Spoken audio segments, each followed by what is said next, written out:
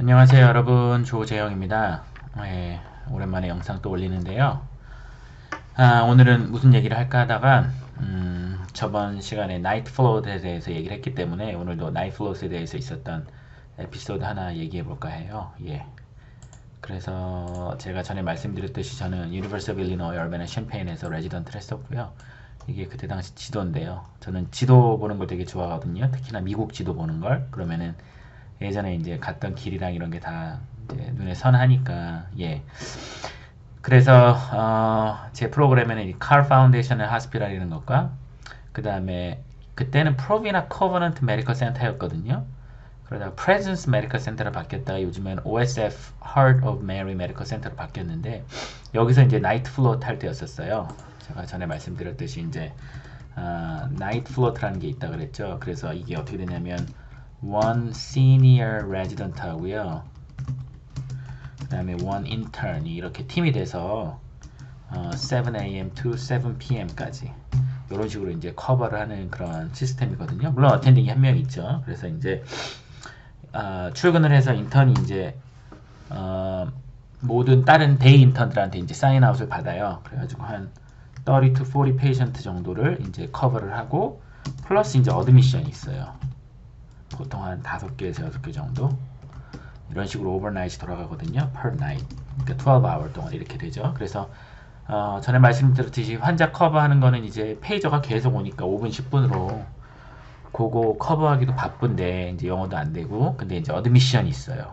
이게 이제 죽음이에요. 왜냐하면 어드미션이 하나 떨어지면 이제 환자 차트를 미리 보고 왜 병원에 왔는지 파악을 하고, 랩은 뭐가 있고 뭐 CT나 EKG나 뭐 다른 게 있나 보고, 그 다음에 환자한테 가서 얘기를 해서 알아듣고 와가지고 시니어랑 상의를 하고, 그 다음에 또 어텐딩한테 얘기를 해서 어텐딩이랑 상의를 하고, 제가 차트를 다 쓰고 오더를 넣으면 이제 한 어드미션이 끝나요. 지금이야 어드미션 하나 하라 그러면 뭐 3, 40분 만에 할 수 있지만, 그때는 이제 아무것도 모르니까 어드미션 하나가 한 2시간 정도 걸리는 거예요. 1시간에서 2시간. 근데 문제는 어드미션만 하면 괜찮은데, 이 어드미션을 하나 받으면요, 그때 이제 페이저가 계속 와요. 한 10분마다. 그러면은 페이저는 페이저대로 쌓이지.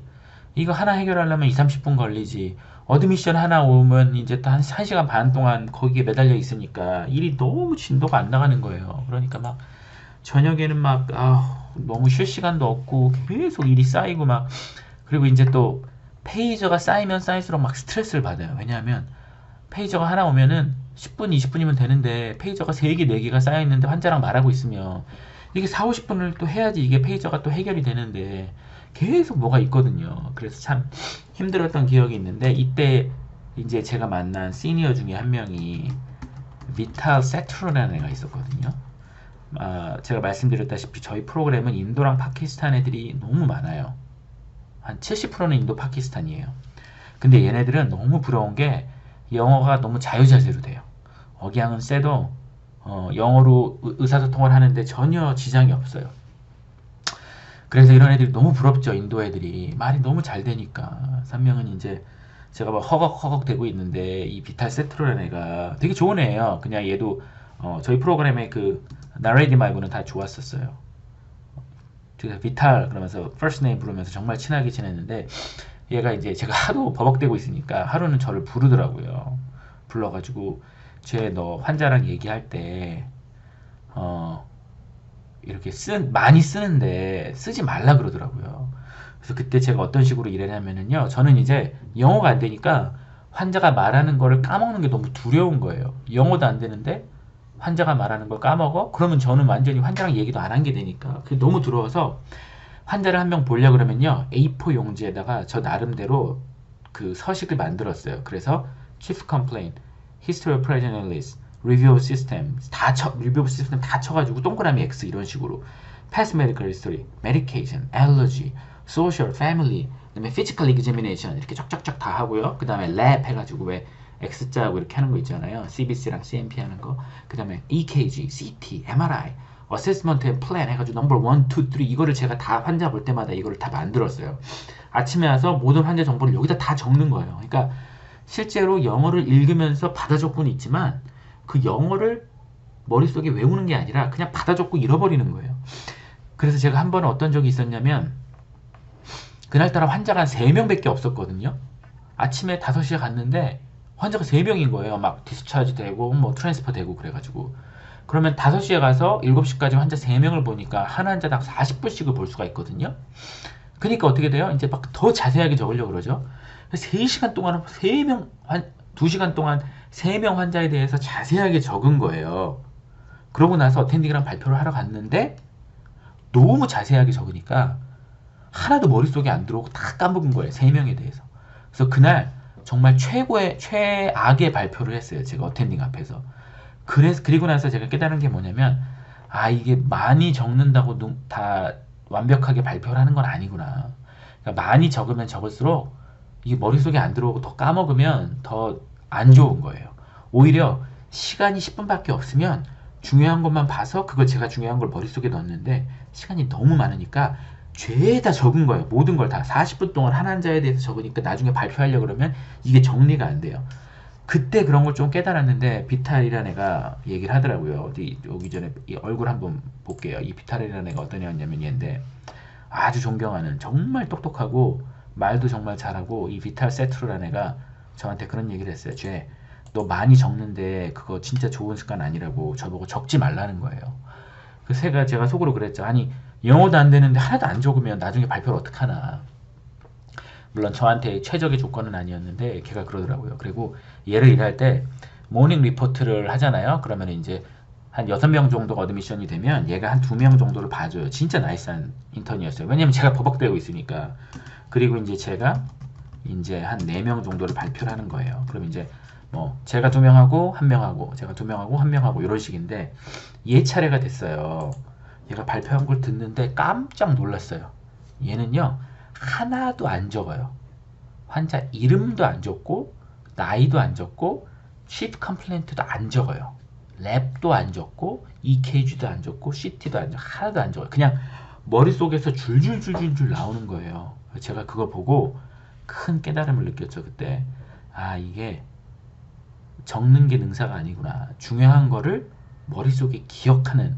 그래서 그때부터 저도 막 얘처럼 되려고 노력을 했어요. 그리고 그때부터 저는 이제 영어가 안 되니까 아예 안 적는 건 아니고 미니멀하게 적는 거예요. 환자 이름, 나이, 그 다음에 chief complaint 안 적어도 되죠. 왜냐하면 다 기억이 나거든요. 그러니까 외우려고 하면 이게 외워지는 거예요. 근데 외울 생각을 안 하고 적으려고 그러면은 하나도 안 외워지고 적기만 해요. 그럼 나중에 머리에 남는 게 하나도 없어요. 제 어텐딩 중에 한 명이 저한테 그런 말을 해줬었어요. 제임스 쿠마라는 어텐딩인데 너무 인도 애들만 얘기를 해서 좀 그런데 또 이 어텐딩을 한번 찾아봐야 될 것 같아요. 제임스 쿠마라는 어텐딩인데요. 얘거든요. 제임스 쿠마, 클리니컬 프로페서 칼리노이 콜리지 오브 메디슨인데 얘랑 비슷하게 똑똑했던 것 같아요. 세트라는 애랑. 걔가 한 얘기가 뭐냐면 If you don't memorize, that's not important. 이런 식으로 얘기를 하더라고요. 그러니까 환자를 볼 때 중요한 건 기억을 해요.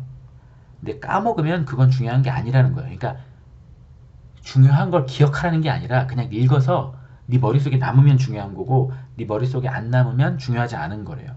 그 말은 뭐냐면 그런 식으로 환자를 봐야 머릿속에 남지 이걸 다 적어가지고 막 외우려고 그러면 안 돼요. 그러니까 환자를 차트를 딱 열어서 이름과 나이와 chief complaint와 그런 걸 쭉쭉쭉 보는 거예요. 그래서 머릿속에 암기를 해서 나중에 발표를 할 때 기억에 나면 그건 중요한 거고 기억에 안 나면 중요한 게 아닌 거예요. 그래서 그때 제가 나이플로트 할 때 큰 깨달음을 얻어요. 정말 많은 걸 배운 게 뭐냐면 메모라이즈 해라. 아무리 영어고 힘들거든요. 영어로 메모라이즈 하는 게 진짜 힘들어. 영어로 알아듣기도 힘든데 어떻게 영어로 메모라이즈를 해요. 근데 중요한 건 메모라이즈를 하는 거예요. 그래서 그때부터 저도 적는 걸 정말 미니마이즈 했어요. 이름이랑 그 다음에 약 같은 것만 적고요. 랩 같은 것도 안 적어요. 그리고 그냥 노말인 건 노말이라 그러면 돼요. 근데 저는 막 완벽한 스타일이라 히모글로빈은 12.8이고 WBC는 4.3이고 소듐은 137 막 그걸 다 외우려고 그랬거든요. 근데 그렇게 안 해도 돼요. 그냥 소듐 is normal 그러면 되고요. potassium was high 5 point something 이런 식으로 해도 다 괜찮아요. 그래서 그때부터 저는 이 비타 세트로라는 애를 보고요.